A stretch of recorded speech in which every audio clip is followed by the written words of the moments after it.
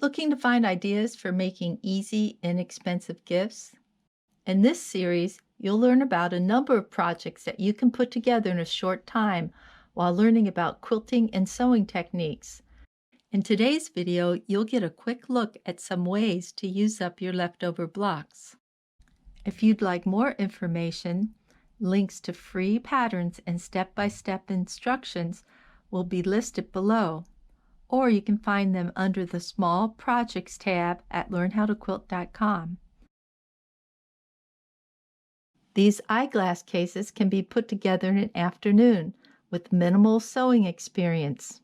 Use your patchwork squares, leftover scraps, or purchase new fabric to make a gift that will be appreciated all year. You might like to try these quilt displays. This is an easy way of sharing a block with a friend or for adding a little patchwork decor to the home front. You can include directions to the block if exchanging presents with another quilter. Do you paper piece? Purchase small frames to highlight your blocks and share them with your friends. No frame? No worry. Use these as tree ornaments or gift tags.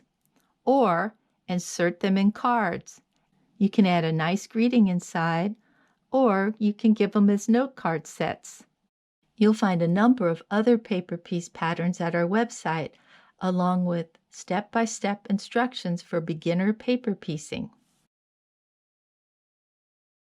You can also incorporate blocks in your gift wrapping.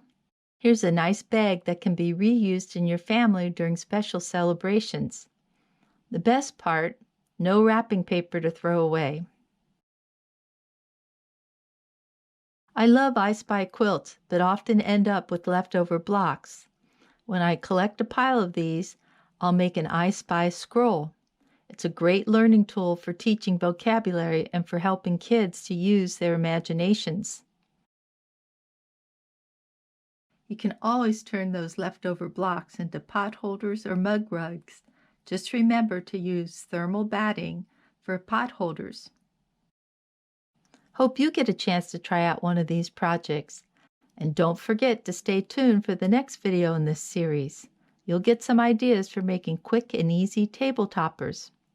Thanks for visiting learnhowtoquilt.com. Please subscribe to our YouTube channel and share our videos with your friends. Thanks.